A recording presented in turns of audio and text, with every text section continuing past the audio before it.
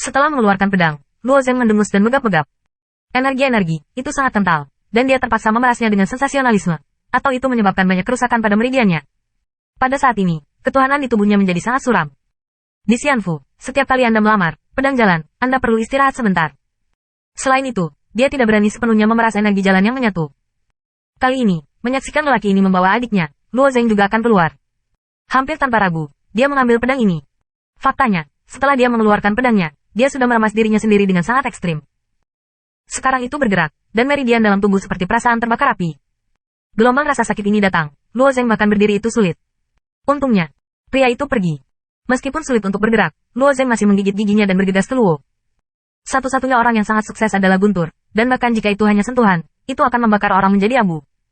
Luo Wei berada di bawah kendali orang ini, aku tidak tahu bagaimana lukanya, Luo Zeng tentu saja khawatir.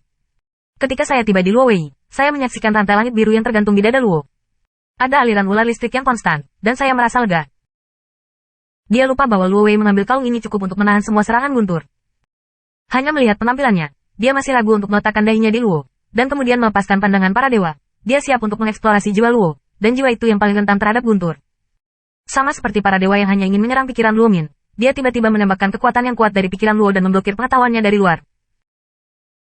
Hei! Wajah Luo Zeng penuh keraguan, dan kemudian dia tersenyum. Tampaknya Yu Tebei sepenuhnya siap untuk perjuangan Tao, tidak hanya memberikan kalung Luo Yilei, tetapi juga memberinya harta untuk melindungi jiwa. Setelah beberapa saat, Luo Hao membuka matanya. Setelah melihat Luo Zeng, wajahnya menunjukkan ekspresi meminta maaf. Saudaraku, aku tidak berhati-hati. Pihak lain adalah penyempurnaan yang hebat. Jangan salahkan kamu, kata Luo Zeng, menatap matanya. Jika kamu berhati-hati, kamu tidak akan takut jika kamu besar, kata Luo. Kecepatan pria itu terlalu cepat, dan itu berubah menjadi guntur. Ketika Luo Hao tidak menanggapi sama sekali, dia pingsan. Saat ini, booming. Pada saat ini, ular roda 100 di kejauhan mulai bergerak lagi. Keistimewaan pelepasan terus-menerus tunggal dari lampu merah jenius-jenius terus-menerus menerangi ke segala arah. Mungkin itu tidak bisa menopang lampu merah. Setelah kesempurnaan yang hebat, ia berhenti untuk sementara waktu. Pada saat itu, di satu-satunya matanya, bahasa Sanskerta merah melintas lagi, yaitu untuk membuat gelombang berikutnya. Serang. Pergi dulu di sini.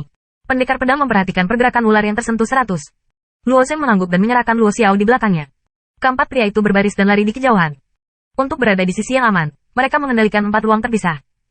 Balok cahaya merah yang dipancarkan oleh ular yang disentuh 100 sangat kuat, tetapi bisa terbatas pada gerakan tubuhnya yang besar.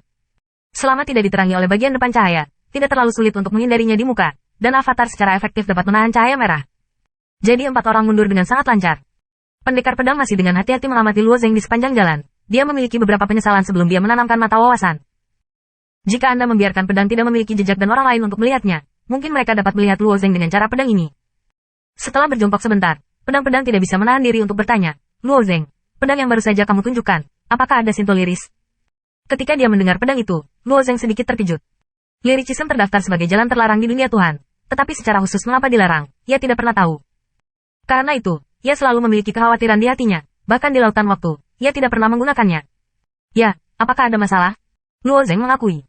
Ada senyum di wajah pedang. Tidak masalah, hanya beberapa iri. Mengapa iri? Kata Luo Zenggi. Pedang memandang kabut tebal di depannya, dan warna tajam melintas di matanya. Selalu ada pepatah dalam keluarga pedang. Meskipun Kendo dapat menyatu dengan Shinto manapun, lirik Shinto adalah yang paling cocok dengan Kendo. Karena itu, mendaftar lirik sebagai jalan terlarang adalah yang paling tidak menguntungkan bagi pendekar pedang itu. Keluarga pedang juga tidak diizinkan untuk mempraktikkan lirik. Luo Zeng bertanya dengan rasa ingin tahu. Ya, meski begitu, ada orang yang telah berlatih, kata Sword. Bagaimana pertandingan selanjutnya? Luo Zeng bertanya lagi. Aku diusir dari pedang dan dikejar oleh raksasa lain tanpa batas. Jian Yan mengatakan bahwa dia sudah penuh dengan kebencian, dan tampaknya cukup tidak puas dengan pendekatan pendekar pedang itu.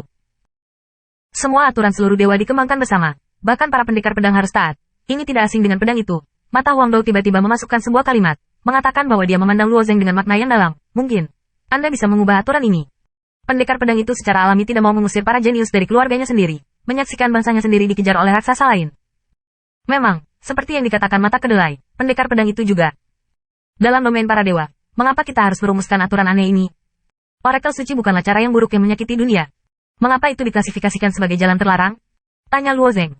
Ketika Swords memikirkannya, dia menjawab, itu adalah kesepakatan antara orang-orang suci. Bagaimana saya tahu? Aku tidak terlalu jelas. Aku baru saja mendengar bahwa kesucian liris berhubungan dengan Gunung Sage. Kemudian, orang-orang kudus melarang penanaman lirik. Mata kedelai mengenal orang dalam. Terkait dengan Gunung Sage, Luo Zeng menatap sedikit. Dia tidak bisa membantu tetapi berbicara tentang jalan terlarang sekarang. Saya menyelundupkan diri ke wilayah kekuasaan Tuhan, dan telah membuka identitas saya. Di mana ada gangguan? Alasan spesifiknya tidak diketahui. Mata kedelai itu mengangkat bahu dan berkata dengan ekspresi kosong. Dia kemudian melirik ke langit. Ayo. Lampu merah melintas di langit, dan beberapa dari mereka dengan cepat melintas ke sisi lain, menghindarinya. Setelah menempuh jarak yang jauh dalam kabut asap, sebuah dinding orang tiba-tiba muncul di depan mata mereka. Luo Zeng, Jian Yu dan yang lainnya tiba-tiba menjadi salah satu dari mereka, dan kemudian mereka semua tampak seperti senyum bodoh. Lampu merah yang ditembakkan oleh ulas 100 hari hampir membentang ke setiap sudut tanah pertikaian, dan tempat ini tidak terkecuali. Untuk melawan cahaya merah, para dewa sejati hanya mengumpulkan semua avatar dan saling tumpang tindih untuk membentuk dinding yang tidak bisa dihancurkan. Metode ini sangat praktis. Selama dinding yang terdiri dari avatar ini ada di sini, tidak peduli bagaimana lampu merah berkecamuk, tidak akan melukai mereka.